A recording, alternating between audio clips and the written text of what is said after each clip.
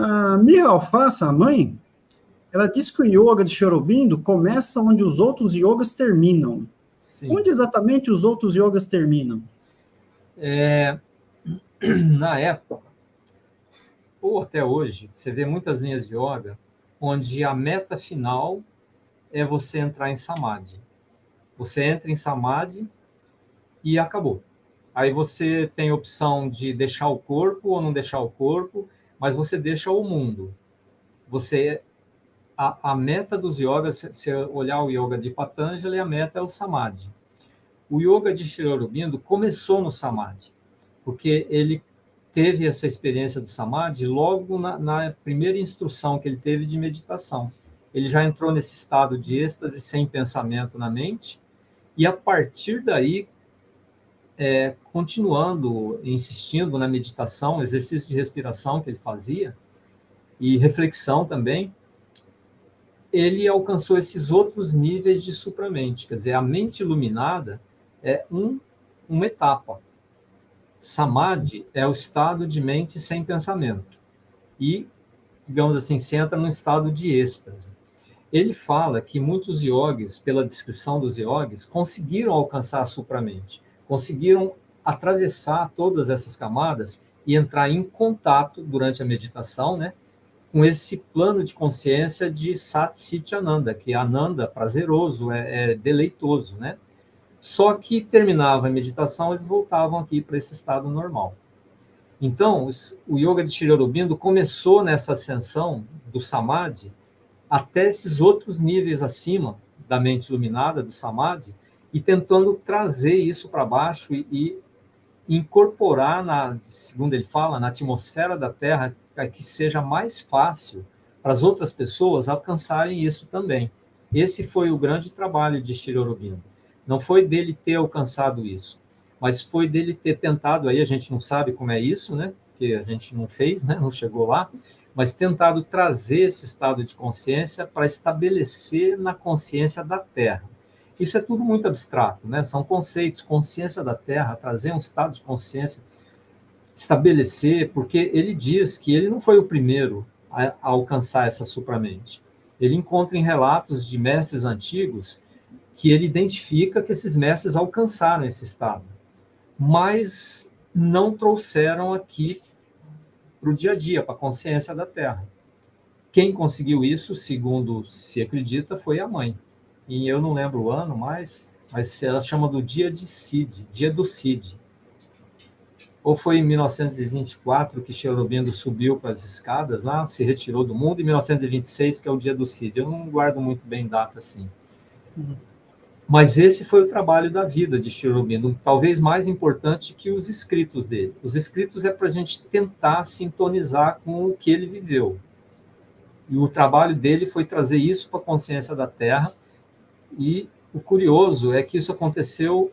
Não foi em 1924, foi depois que ele morreu, que ele faleceu, deixou o corpo, que ela conseguiu trazer isso. E o curioso é que coincide com meados do século XX. Meados do século XX, começou a haver uma transformação no mundo assim, cada vez mais acelerada. Foi aí que ela disse que a consciência da supramente se estabeleceu na atmosfera da Terra. E aí começou os beatniks, os hippies, não sei o quê, e toda a revolução cultural, né? Sempre a sociedade mudou, mas ela vinha num passo. A hora que você pega 1950, 60 para frente, essa transformação acelerou numa maneira assim alucinada. E coincide com a época que a mãe falou que a consciência supramental se estabeleceu na consciência da Terra. E eles dizem que os primeiros impactos é trazer uma confusão nas pessoas. E olha a confusão que a gente vive. Enfim, são coisas assim muito fora da nossa experiência. A gente fala porque leu, né? Eu não tenho experiência dessas coisas. Não sei se um dia eu vou ter nessa vida ainda, né? Espero ter, mas a gente está atrás. Você tem, assim, Sri Aurobindo, para mim, eu acredito piamente que ele viveu tudo aquilo que ele escreveu. E que é possível, ele fala, é possível. Não sei quantas encarnações isso vai demorar, mas que está aí. Você deixa essa encarnação aqui, na próxima, você já volta próximo do ponto que você deixou essa. E assim vai evoluindo, né? Então, vamos ver até onde consigo ir. Tá bom. O senhor estava dizendo aí que o Patanjali ele vai até o Samadhi, mas aqui a Ashtanga vai até o Samadhi, mas o capítulo 4 vai o Kaivalya, né? Eu ia perguntar que isso. O além, objetivo não seria o Kaivalya? Olha, solução, libertação. Os textos de Patanjali que eu conheço vão só até o Samadhi. Esse Kaivalya eu não conheço, não. O que é o Kaivalya? O quarto capítulo. Não, eu conheço onde só... ele descreve mais ou menos o que acontece depois do Samadhi. É porque o Samadhi seria assim, a percepção do ser, o ser como espírito, o espírito, vamos dizer assim, o ser espiritual. Aqui, percebe a mente, o percebedor, né? O observador. Percebe a mente, o corpo é o percebedor. Então, o Samadhi, você se percebe. Daí o Kaivalya é aquele que percebe o percebedor, vai além do espírito. Um Brahma. Ou vamos dizer assim, você chegou no Samadhi, mas e agora? Sim. Sim, mas da forma como eu entendia, esse Kaivalya é você chegar na consciência primal, que é a consciência que percebe o percebedor. Isso. Percebe sentidos. Eu não conhecia esse nome. Para mim, isso era o Samadhi. Eu, pelo menos, aprendi assim. Você vai além do Samadhi. Silencia a mente e a luz da consciência brilha sozinha. E aí você percebe como se fosse a lâmpada. Tem uma imagem assim que eu gostaria de trazer aqui, que eu sempre repito ela, que eu vi num livro uma vez, que é assim, mostra muito bem isso. Existe uma lâmpada dentro de uma caixa fechada, acesa, a lâmpada acesa dentro de uma caixa fechada. Essa lâmpada tem vários furos, e a gente está fora da caixa, olhando os raios de luz que saem dessa caixa. Só que o ambiente tem poeira. Então você vê, sabe, quando o facho de luz fica a poeira, né? Uhum. Nós nos identificamos com a poeira. Cada um de nós é um facho de luz, mas a gente não se identifica com essa luz, a gente se identifica com a poeira, a gente acha que é a poeira. Mas, na verdade, a gente não é nem a poeira, nem o facho de luz, a gente é aquela lâmpada que está brilhando lá no centro. Então, o Samadhi, esse outro termo que você usou, é essa lâmpada que percebe tudo isso, que é a origem, que é o Satchitananda. Toda consciência é Satchitananda. Só que a gente acha que cada um é um, né? E pior, a gente não é nem essa consciência individual, a gente é a matéria, a poeira, a gente é o corpo, o pensamento, é a Prakriti. Então, esse ponto onde Shri Aurobindo parte é da percepção dessa consciência central, que é o Purusha, né?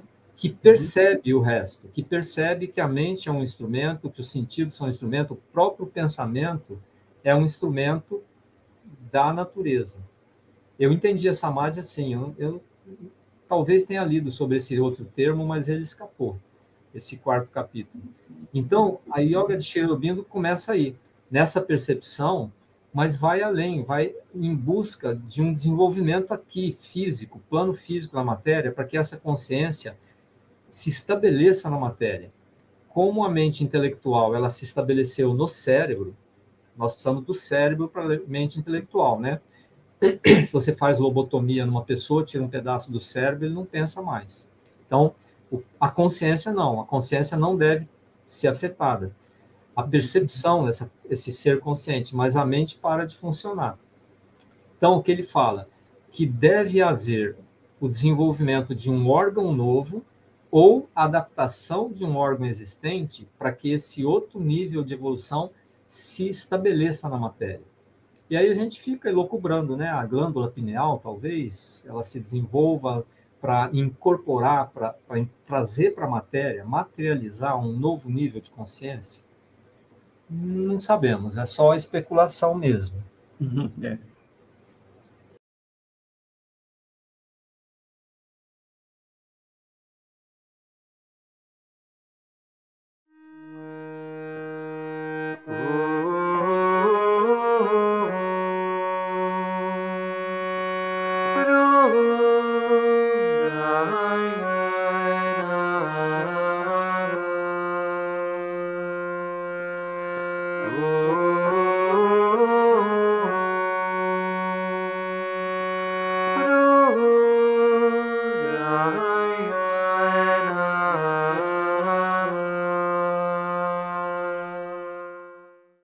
que você entende por meditação?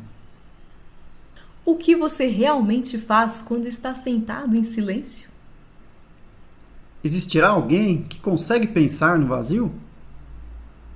O que é o estado meditativo? Qual a minha busca na meditação?